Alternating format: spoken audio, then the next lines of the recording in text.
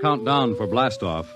X minus 5, minus 4, minus 3, minus 2, X minus 1. Fire!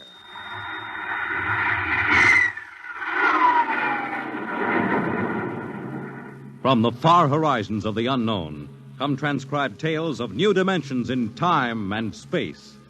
These are stories of the future, adventures in which you'll live in 1,000,000 could-be years on 1,000 would-be worlds. The National Broadcasting Company presents X minus 1.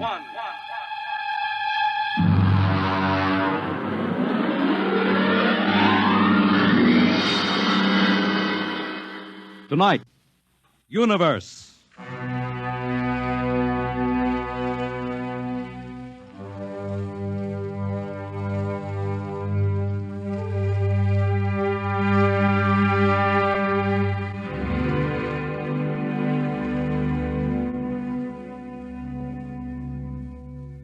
We are just beginning to discover how boundless our universe really is.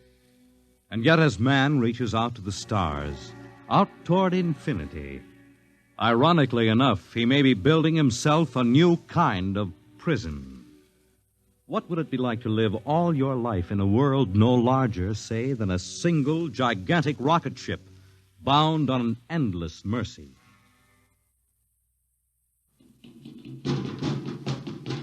Hugh, look out! You all right? Yes, just missed me. What was it? A mutant with a slingshot, I think.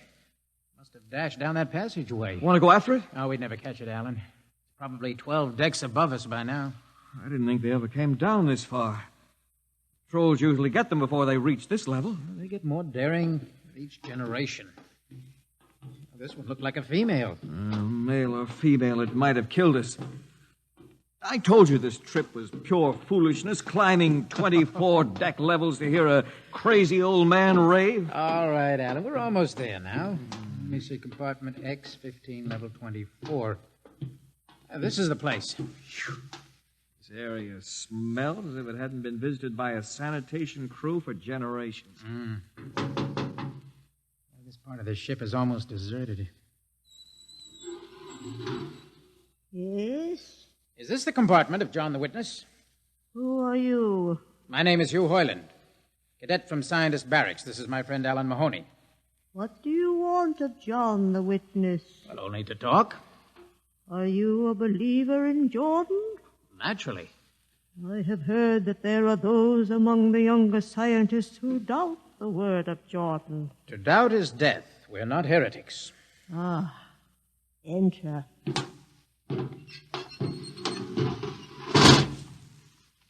I've brought you a gift of tobacco, grown on the richest level. Oh, it smells good. I assure you it's of the best. Wait here. I'll get him. What a rat's nest. Well, what the devil do you think he can tell you? Alan, I'm not sure.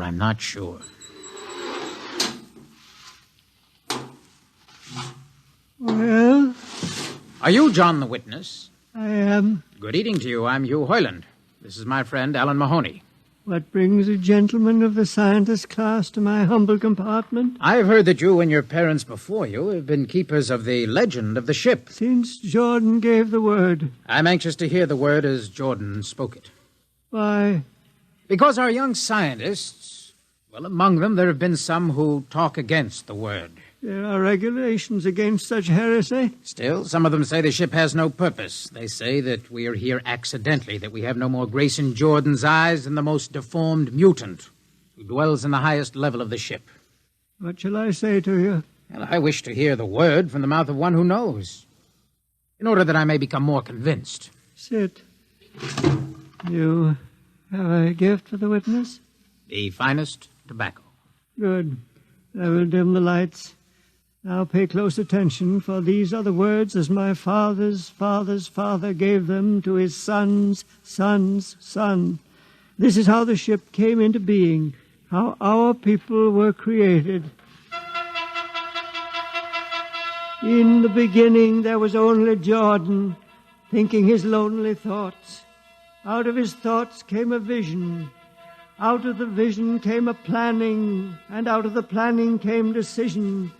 Jordan's hand was lifted, and the ship was born. Mile after mile of good compartments, tank after tank for gold and corn, ladder and passage, door and locker fit for the needs of the yet unborn. He looked on his work and found it pleasing, meet for a race that was yet to be.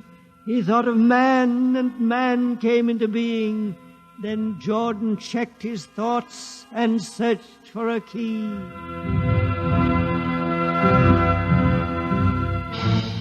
Man untamed would shame his maker. Man unruled would spoil the plan.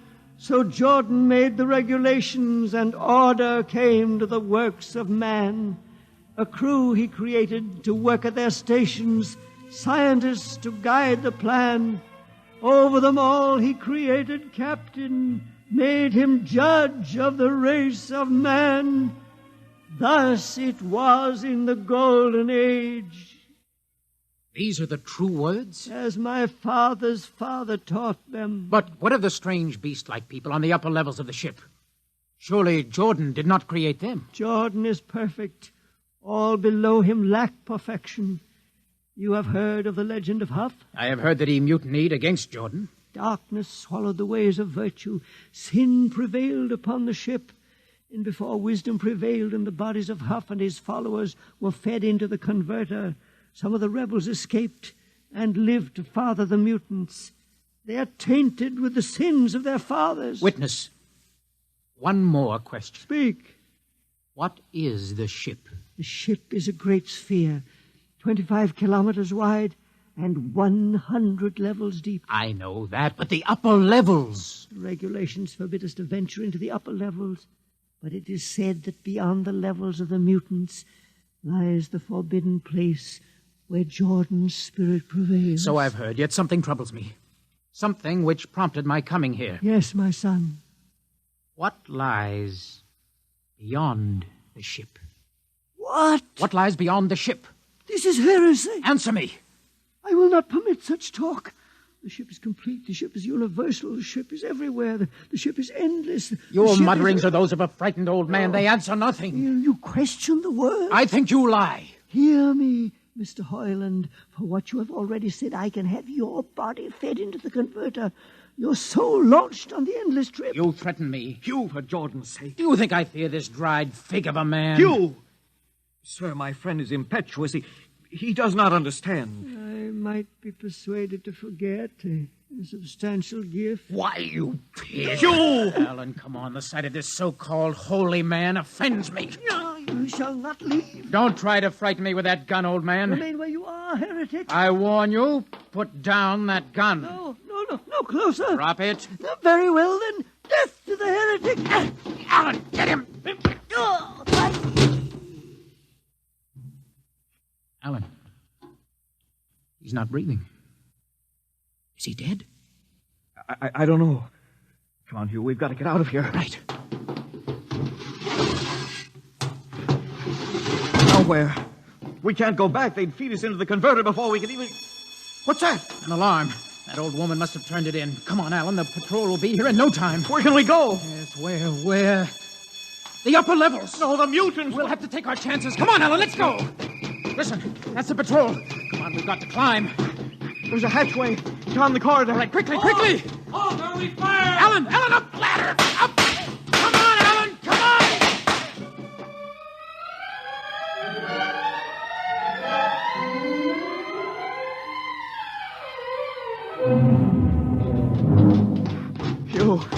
Hugh, wait. How far are we from the outside wall? Judging by the slope of the deck, about 2 miles. Alan, let's try this passageway here. If you hadn't asked him that stupid question. Now, there's no use going over that. But why did you do it? I've been thinking about it for a long time. When he began to give me those stupid, pat answers, and I just saw red, I guess. Who are you to question the ways of Jordan? When you asked me to go with you to visit the witness, I thought you wanted spiritual help. I never I'm dreamed. sorry, Alan. I'm sorry. I couldn't foresee this. Wait a minute. What? I saw something move. Near that bulkhead. I don't see anything. Maybe my eyes are going bad. Listen! You behind us! Alan, look out!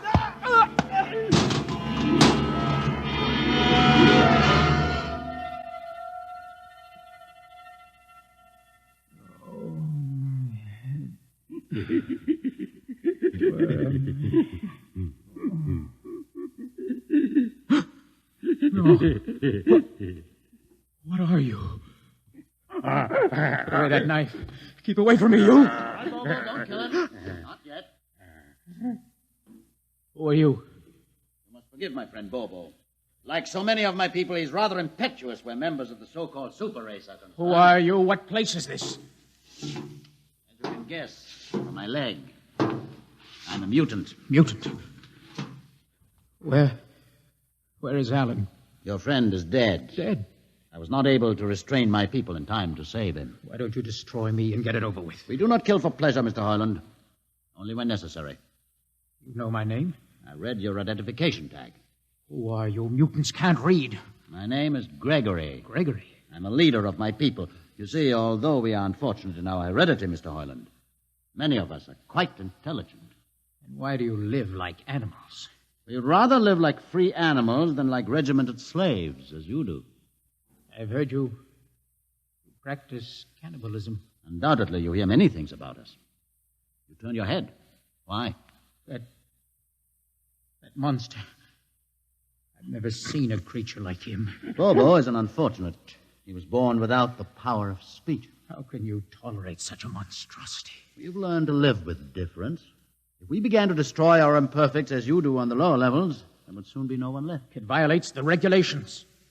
The word of Jordan states Mr. specifically Heinlein, your people are really quite primitive and barbaric. You dare say that to me? I dare say a good deal more. Let us go to my compartment and speak further. I'm always interested in information on the lower levels. I'll give you no information. Bobo.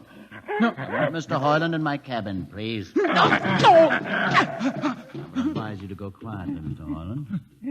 Bobo has a hatred of superior beings, which is unfortunate, but quite understandable. Proceed.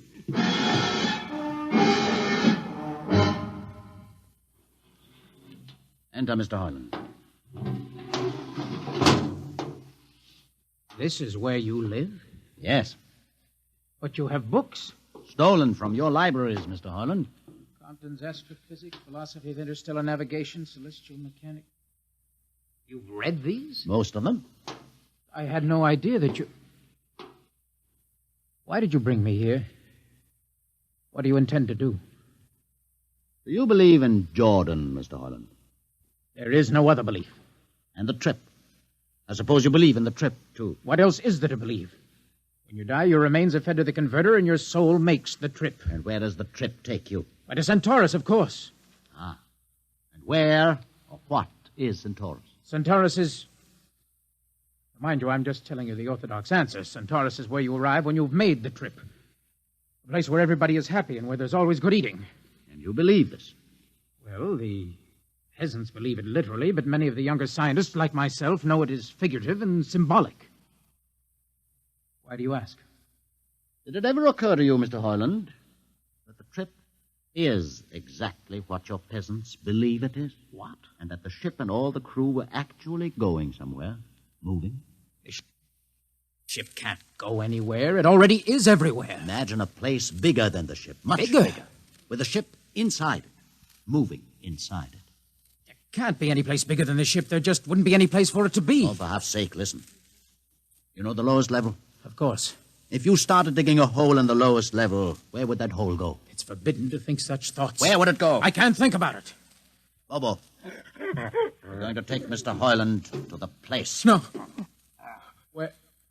Where are we going? To the top level. But that's certain death. Nonsense. I've been there 1,000 times. Come along. No, I won't. I won't. You can't make me. I think we can. Please. Now, shall we proceed peacefully, or shall I have Bobo persuade you?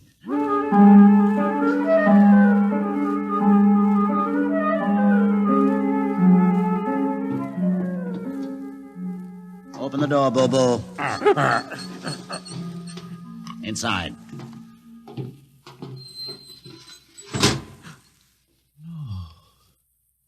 What place is this? This, Mr. Hoyland, is the main control room. Why, Mr. Hoyland, you're trembling. It isn't true. No. No, there's no such place except in mythology. Ah, you younger men are so wise, Mr. Hoyland, except for one thing. This happens to be the main control room of the ship. Main control? But it's just a huge room with an instrument panel. And what did you expect? How do you know this is the main control room? See these instruments? Using them, the navigator many hundreds of years ago actually steered the ship on its voyage. I don't understand. I didn't suppose you would. Sit down. Very well. Look up. What do you see? A huge shield. Watch it for one moment, Mr. Hoyland. You're going to see something that few of us have ever been privileged to witness. What are you doing? I'm dimming the lights. Don't be frightened. Keep your eyes focused on the shield above us. Ready? Watch. It's sliding back. Ghost of Jordan. Well? What am I seeing? The universe, Mr. Hoyland. The universe in all its beauty. The stars, the planets, the suns and moons and constellations. No. No, it can't be. The ship is the universe. There is nothing but the ship. Ah, but there it is. You see it before your eyes, spread out like a canopy of glory. Do you still deny it? Answer me, Mr. Hoyland. Do you deny it? No. No, I can't deny it. They've lied. They lied to all of us. Good. I have showed this to others of your people whom we captured, and though they saw it before their very eyes, they would not believe it. Please. Please tell me all about it. Tell me the truth about the ship and about the universe. What are these things? How did this come about? Many thousands of years ago, on a planet like those you have just seen, a planet called Earth, a scientist named Jordan decided to build a ship that would carry men from one planet to another. For many years, Jordan and thousands of others studied and planned. And when they were finished, they built the ship. A ship so large that it had to be assembled in its own orbit beyond a place called the moon. 60 years it took them to construct. And when it was finished, a whole new science had been conceived. Then the trip was begun. The trip that was to land a colony of Earthmen on a far-off planet called Centaurus, millions of light years beyond the furthest planet ever reached before. How do you know these things?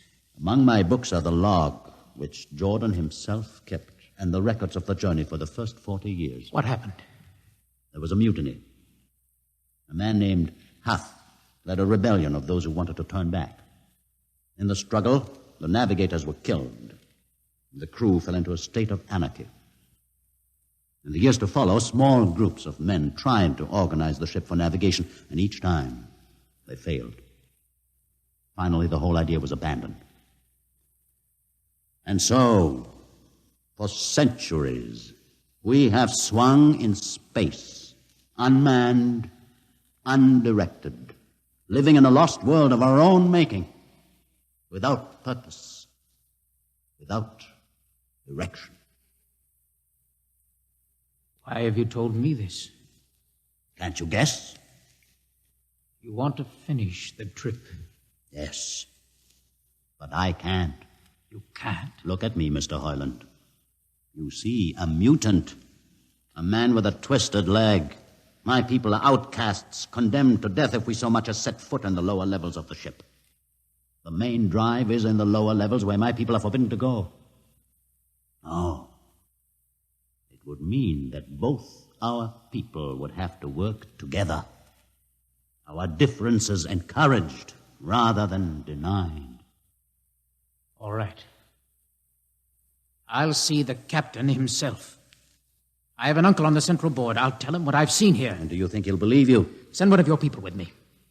That's asking a good deal. I'm risking a good deal by going back. Very well. Bobo will go with you. Bobo? He can't talk. There will be no need for talk. I will write a message guaranteeing safe conduct for a group of unarmed scientists to visit the main control room. Bobo will take you safely through our territory. What happens when you reach your own level is up to you.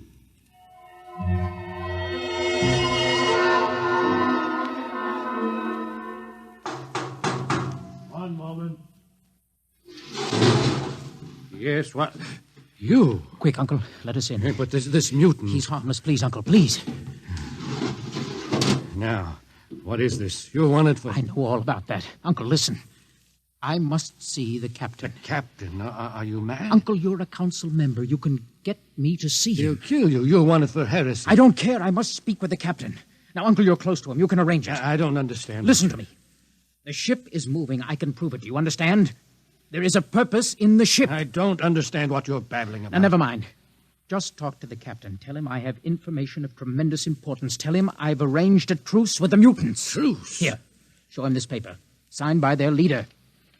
Do it, Uncle, for my sake. I don't know what... Uncle, please, if I'm to die, let this be my last request to you. Very well. I'll speak to the captain.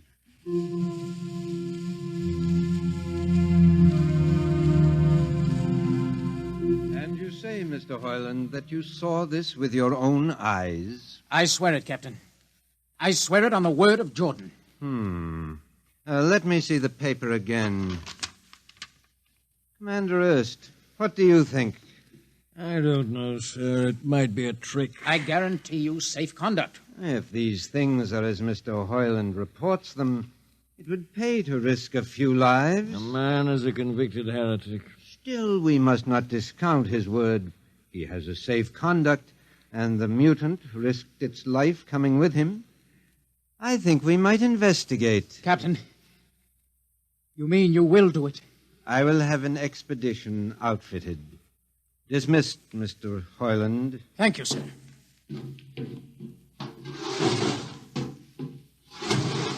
Captain, Commander Erst, Sir. you will make the necessary arrangements for an expedition. And I trust you understand. Perfectly, sir. Perfectly.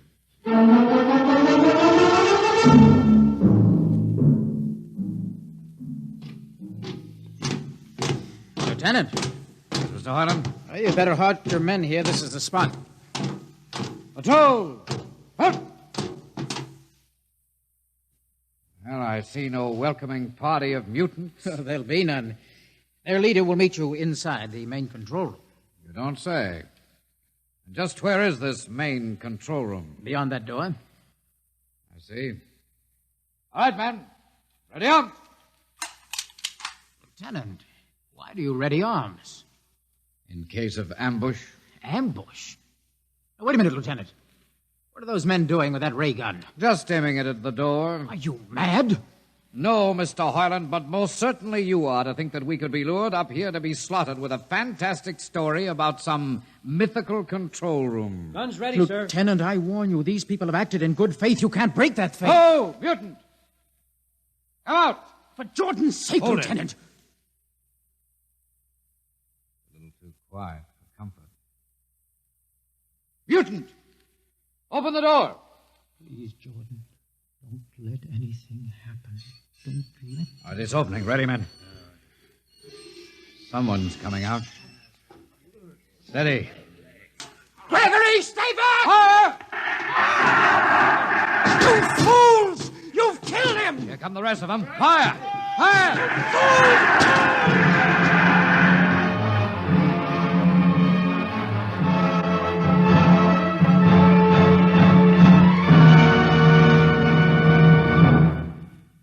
That should teach them a lesson they won't forget. All right, men, inside the room. Come on, Heinlein. You're under arrest as a conspirator in this ambush. Ambush, you fool. You blind, stupid fool. All right, that'll be enough. You've been inside this place before? Yes. What's this machinery? These are the controls he would have used to steer the ship. Gone out of his mind, Lieutenant. Steer the ship? Who? The leader, the one you killed. This ugly mutant? This ugly mutant happened to be a man of true genius. Why, you're mad. Am I? Lieutenant, this man had a vision which would have saved you, but you chose to kill him because you couldn't stand the sight of his difference from you. Shut up, Heinlein. Don't listen to him, man. You can't shut your eyes, and you can't shut your minds, and you can't shut your ears to this! The roof's moving back! Yes, look! Let the vision of this confound your ignorance and blind your eyes. This is the heritage of stars and open skies, for which men have yearned for centuries.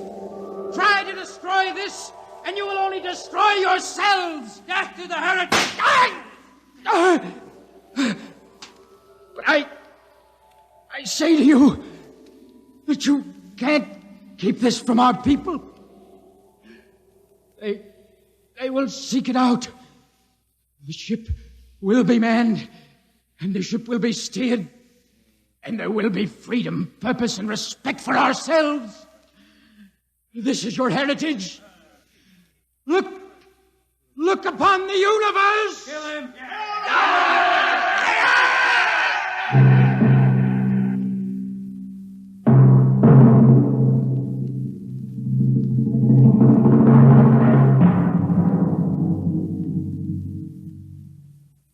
X-1 has just brought you Universe, a story written by Robert Heinlein and adapted for radio by George Lefferts. Heard in the cast were Donald Buca as Hugh, Peter Capell as Gregory, Bill Griffiths as Alan, Abby Lewis as the woman, Edgar Staley as the witness, Jason Johnson as the uncle, John Seymour as the captain, and Ian Martin as the lieutenant. Your announcer is Fred Collins. X-1 is directed by Fred Way and is a transcribed NBC Radio Network production.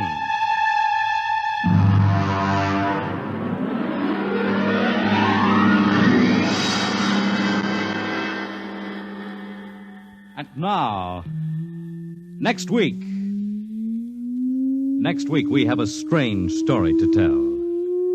A sweet, blood-curdling little story that is really only 2 sentences long. The last man on Earth sat alone in a room. And then there was a knock on the door. What knocked on that door? You'll find out next week on X minus 1.